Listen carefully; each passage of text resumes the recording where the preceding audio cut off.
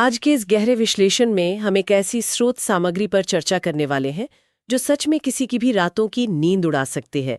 हम बात कर रहे हैं the Warrens and the curse of the antique mirror की घटनाओं के बारे में। और पहली नजर में सुनने वालों को ये एक आम भूतिया कहानी लग सकती है।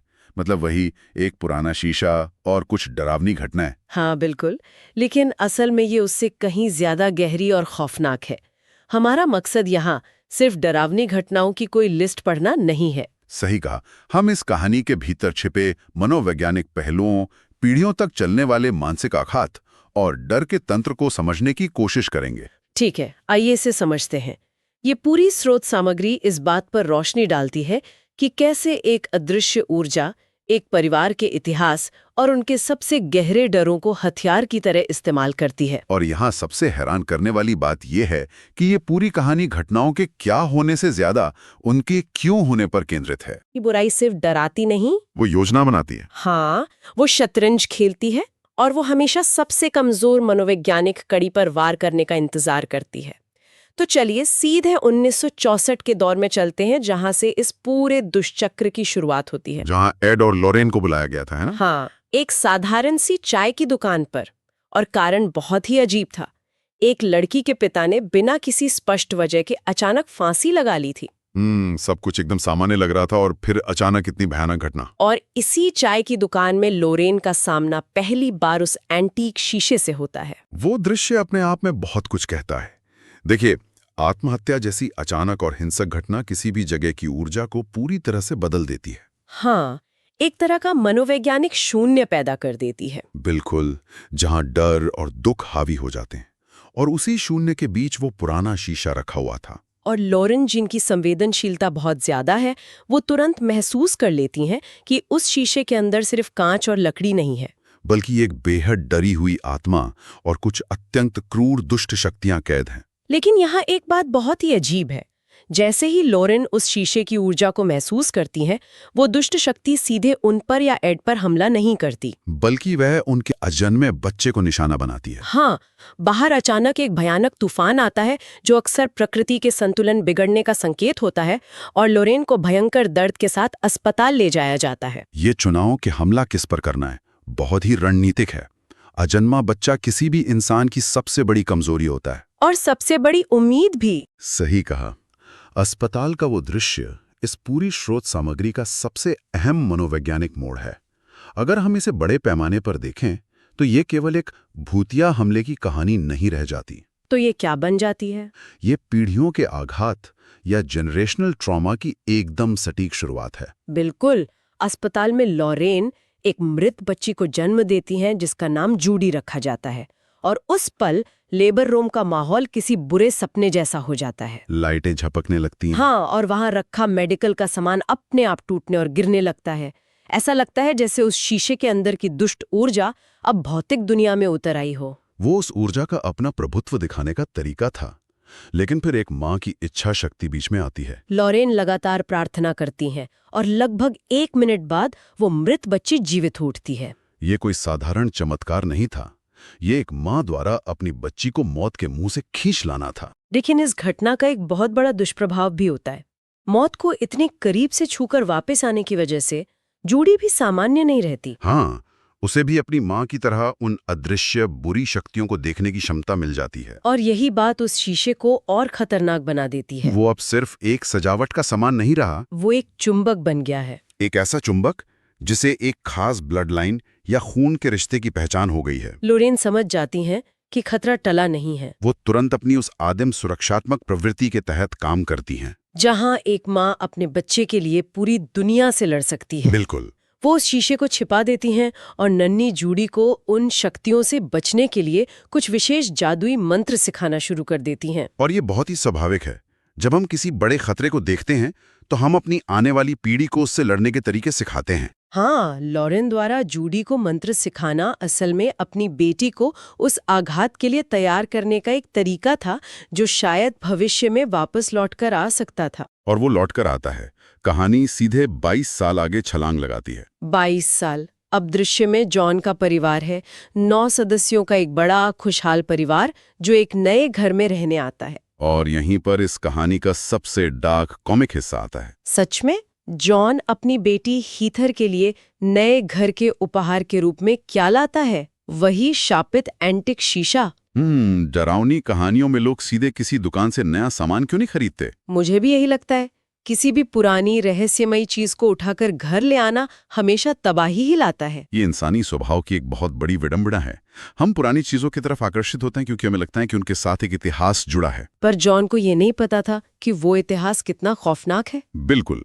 22 साल तक जिसे अंधेरे में दबाकर रखा गया था, उसे फिर से इंसानों के बीच लाया गया। और एक नए घर में 9 लोगों का परिवार। उस दुष्ट शक्ति के लिए ये किसी बड़ी दावत से कम नहीं था। और वो दावत शुरू होने में बिल्कुल समय नहीं लगता। शीशे के घर में आते ही घटनाएं शुरू हो जाती हैं। जन्मदिन की पार्टी वाला सीन। हाँ, परिवार एक साथ हीथर का जन्मदिन मना रहा है, केक काटा जा रहा है और अचानक सारी मोमबत्तियां एक साथ बुझ जाती हैं। और अगले ही पर सीधे हीथर के ऊपर छत का एक हिस्सा गिर जाता है। ये कोई छोटी मोटी डरावनी आवाज नहीं थी, ये सीधा जानलेवा हमला था। छत का गिरना ये साबित करता है कि शक्ति अब सिर्फ डराने के मूड में नहीं है, लेकिन इसके साथ ही वो परिवार के बाकी सदस्यों के साथ मनोवैज्ञानिक खेल भी खेल रही है। जैसे जॉन के बेटे की पत्नी जेनेट के साथ जो हुआ। हाँ, जेनेट का अनुभव बहुत अलग था। जेनेट आराम से कपड़े धो रही है, तभी उसे अपने आसपास भारी कदमों की आहट सुनाई देती है। और जब वो घबराकर फोन पे किसी से बात करने की कोशिश करती है तो कोई अदृश्य हाथ उसके सामने ही फोन की लाइन को खींचकर तोड़ देता है। फिर हवा में एक गुड़िया उड़ती हुई दिखाई देती है और उसके ठीक पीछे एक बेहद भयानक बूढ़े आदमी का भूत खड़ा होता है। बाप रे। इन दोनों घटनाओं के अंतर को समझना बहुत जरूरी है। हीथर पर छत का गिरना एक सीधा भौतिक हमला था जिसका उद्देश्य चोट पहुंचाना था। लेकिन जेनेट के साथ जो हुआ, कदमों की आहट, फोन लाइन कटना, ये एक मनोवैज्ञानिक हमला था। फोन लाइन काटने का मतलब है इंसान को ये महसूस कराना कि वो दुनिया से कट चुका है। एकदम सही, वो पूरी तरह से अकेला है। ये शिकार को दिमागी रूप से तोड़ने का तरीका है। यहाँ कहानी वाकई बहुत दिलचस्प हो जाती है।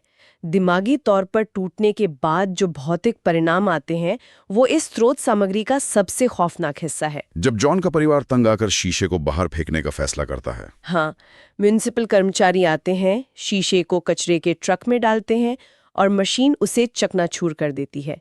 एक पल के लिए लगता है कि चलो शीशा टूट गया, अब सब ठीक हो जाएगा। लेकिन ऐसा होता नहीं है। बिल्कुल नहीं। जैसे ही बाहर ट्रक में वो शीशा टूटता है, घर के अंदर हीथर के मुंह से अचानक खून निकलने लगता है। और सिर्फ खून नहीं, उसके मुंह से शीशे के बड़े बड़े नुकीले टुकड़े बाहर गिरने लगते हैं। ये दृश्य इतना विभत्स है कि इसकी कल्पना करना भी मुश्किल है। शीशा बाहर टूट रहा है लेकिन कांच हीथर के शरीर के अंदर से निकल रहा है। ये कैसे मुमकिन है? ये पूरी स्रोत सामग्री का सबसे शक्तिशाली और प्रतीकात्मक दृश्य है। भौतिक वस्तुएं जैसे वो शीशा शाप का सिर्फ एक जरिया या एक कंटेनर होती हैं। अच्छा। जब हम किसी बाहरी खतरे या आघात को बिना समझे जबरन नष्ट करने की कोशिश करते हैं तो वो खत्म नहीं होता, वो पीड़ित के अवचेतन में, उसके शरीर के अंदर समा जाता है। तो मनोवैज्ञानिक रूप से ये घटना दिखाती है कि आप किसी गहरे ट्रॉमा को सिर्फ कूड़े में फेंककर उससे छुटकारा नहीं पा सकते। बिल्कुल। जब शीशा बाहर टूटा तो शाप ने पूरी तरह से हीथर के शरीर को अपना घर बना लिया। इस घटना के बाद तो तबाही का स्तर एकदम बदल जाता है।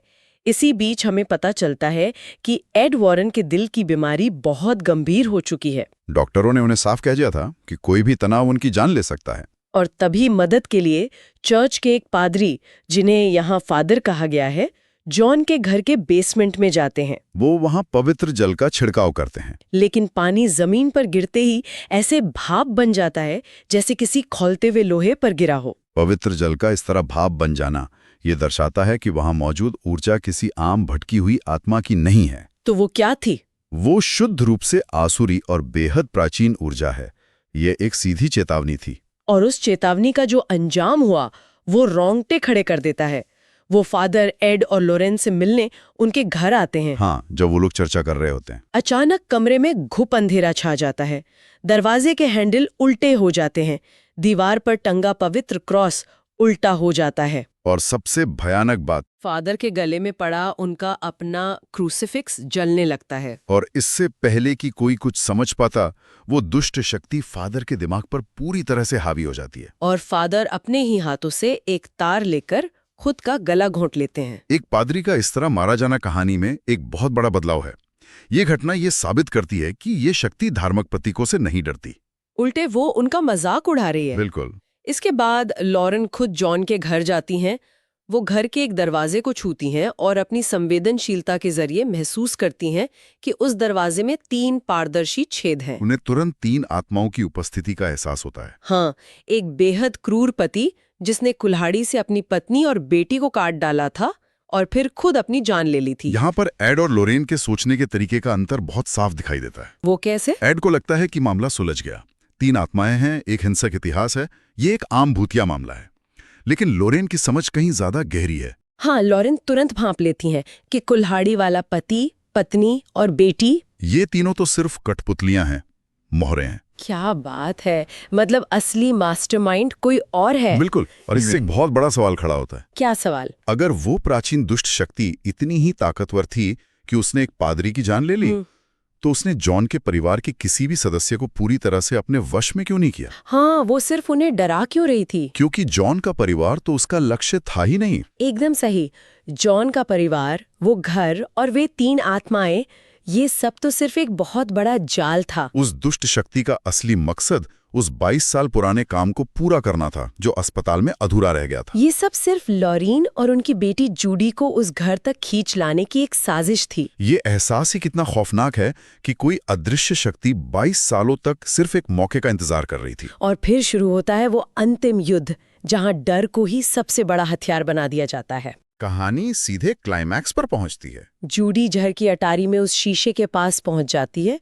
वो शीशे को देखती है और शीशे की सतह पर अचानक 2 शब्द उभर के आते हैं, मिस मी, क्या तुमने मुझे याद किया? और ये सिर्फ कोई आम डरावना वाकया नहीं था। बिल्कुल नहीं, ये जूडी के मनोविज्ञान पर किया गया सबसे सटीक और क्रूर वार था, क्योंकि मिस मी वो वाक्य था जो एनाबेल गुड़िया से जुड़ा था। और एनाबेल जूडी की जिंदगी का सबसे बड़ा, सबसे पुराना डर थी। दुष्ट शक्ति ने जूडी के दिमाग के सबसे गहरे, सबसे अंधेरे कोने से उसका बचपन का डर निकाला और उसे उसी के सामने खड़ा कर दिया। और जैसे ही जूडी वो पढ़ती है, कमरे में रखी एक साधारण सी गुड़िया अचानक आकार में बहुत बड़ी हो जाती है और जूडी घबराहट में सीढ़ियों से नीचे गिर पड़ती है। जब कोई हमारे सबसे गहरे डर को हमारे खिलाफ इस्तेमाल करता है तो हम अपनी तार्किक सोचने की क्षमता पूरी तरह से खो देते हैं। जूडी के साथ यही हुआ, उसने हार मान ली।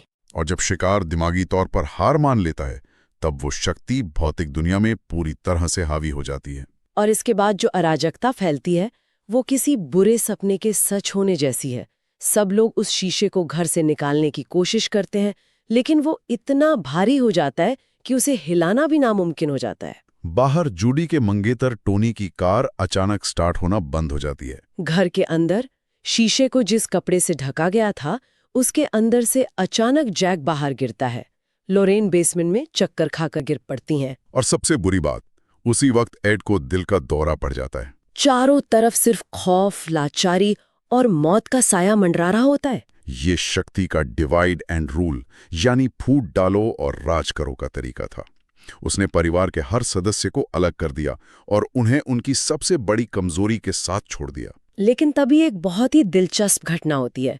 बेसमेंट में वो कुल्हाड़ी वाला भूत लोरेन पर हमला करने ही वाला होता है कि ठीक वक्त पर टोनी वहां पहुंच जाता है और लोरेन को बचाता है। और इस काम में मजे की बात यह है कि टोनी की मदद उस भूत की मृत पत्नी की आत्मा करती है। मतलब भूतों की दुनिया में भी अपने अपने पक्ष और अपनी अपनी लड़ाइयां हैं। यह दर्शाता है कि सारी आत्माएं बुरी नहीं होती, कुछ सिर्फ उस दुष्ट शक्ति के नियंत्रण में फंसी हुई थीं। लेकिन असली टकराव तो अभी बाकी था। बिल्कुल। एड अपनी गिरती हुई सेहत और दिल के दौरे के बावजूद अपनी पूरी बची खुची ताकत के साथ एग्जॉर्सिज्म शुरू करते हैं। वो बाइबल पढ़ना शुरू करते हैं। लेकिन फिर जो होता है वो सारी उम्मीदों को तोड़ देता है। दुष्ट शक्ति एड की बाइबल को उनके हाथों में ही जला देती है और अपनी असीम ताकत से एड की आवाज को खामोश कर देती है। तो इस सब का आखिर मतलब क्या है? जब सबसे शक्तिशाली हथियार भी काम ना आए, तब क्या? ये इस पूरे गहरे विश्लेषण का सबसे महत्वपूर्ण क्षण है। एड का हार जाना और बाइबल का जलना, ये प्रतीक है कि सीखी सिखाई रस्में, बाहरी संसाधन या किताबी मंत्र तब तक काम नहीं आते जब तक कि आपके अंदर खुद का दृढ़ विश्वास ना हो। जूडी और लोरेन को उस पल ये एहसास हो जाता है कि जो जादुई मंत्र लोरेन ने 22 साल पहले जूडी को सिखाए थे, वे अब इस प्राचीन बुराई के सामने पूरी तरह से बेकार हैं। और यहीं पर कहानी पूरी तरह से पलट जाती है। बिना किसी मंत्र के, बिना किसी बाहरी मदद के, सिर्फ अपनी आंतरिक इच्छा शक्ति के बल पर। जूडी और लोरेन एक साथ आगे बढ़ती हैं। वे उस आधी जली हुई बाइबल को अपने हाथों में लेती हैं और दोनों मिलकर अपने हाथ उस शापित शीशे पर रख देती हैं। वे अपनी पूरी मानसिक शक्ति, अपना पूरा दृढ़ संकल्प एक साथ इकट्ठा करती हैं और उस दुष्ट आत्मा को वापस उसी शीशे के अंदर धकेल देती हैं। ये जीत किसी जादुई छड़ी या किसी चमत्कारी हथियार से नहीं मिली थी।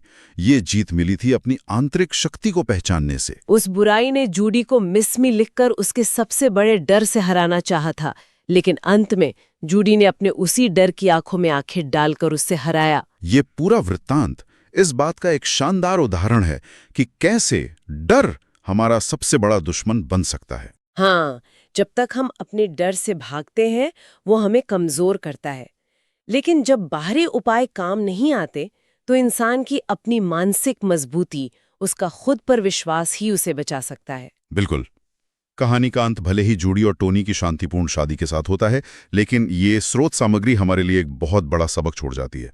बुराई हमेशा बाहरी नहीं होती, वो हमारे अंदर के खालीपन और हमारे अनसुलझे डरों में पनपती है। एकदम सही। इस पूरी चर्चा को समेटते हुए ये साफ है कि स्रोत सामग्री के सफर से हमने बहुत कुछ सीखा। ये सिर्फ शीशे के टूटने या घर में चीजें उड़ने तक सीमित नहीं था। ये मानव मनोविज्ञान की कहानी थी और ये हमें आज के संदर्भ में सोचने पर मजबूर करता है। सुनने वालों के लिए ये जानना दिलचस्प होगा कि कैसे एक पुरानी वस्तु, एक एंटीक शीशा, दशकों पुराने आघात और किसी के सबसे गहरे डरों को अपने अंदर कैद रख सकता है। और जब सही वक्त आता है तो वो उन डरों को उसी इंसान के खिलाफ हथियार बना देता है। बिल्कुल। इस बात ने मुझे एक बहुत ही गहरे विचार में डाल दिया है। हम हमेशा बाहरी राक्षसों से या पुरानी भूतिया चीजों से डरते हैं, लेकिन जरा सोचिए, आज के इस आधुनिक युग में हमारा एंटीक शीशा क्या है? क्या है? हमारी डिजिटल दुनिया, हमारा सारा डेटा, हमारे इंटरनेट सर्च, हमारे सबसे गहरे राज, हमारे डर और हमारी भावनाएं, सब कुछ डिजिटल रूप में कहीं ना कहीं हमेशा के लिए दर्ज हो रहा है। ये तो सोचने वाली बात है। अगर एक निर्जीव शीशा हमारी यादों और डरों को हथियार बना सकता है, तो कल को जब हमारा अपना ही डिजिटल इतिहास, जिसे हम पीछे छोड़ आए हैं, हमारे सामने एक नए रूप में खड़ा होगा, तो हम उसका सामना कैसे करेंगे? क्या हमारा अपना ही डेटा कल का सबसे डरावना एंटीक शीशा बन सकता है? ये वाकई एक ऐसा विचार है जो किसी भी पुरानी डरावनी कहानी से ज्यादा रोंगटे खड़े कर देने वाला है। बिल्कुल। आज के इस गहरे विश्लेषण में बस इतना ही। इस रहस्यमयी और मनोवैज्ञानिक सफर में हमारे साथ जुड़ने के लिए बहुत बहुत धन्यवाद। अगली बार फिर मिलेंगे किसी और पहेली और उसके पीछे के मनोविज्ञान को खंगालने के लिए। तब तक अपने आसपास की चीजों को और अपने डिजिटल फुटप्रिंट को जरा ध्यान से देखिएगा।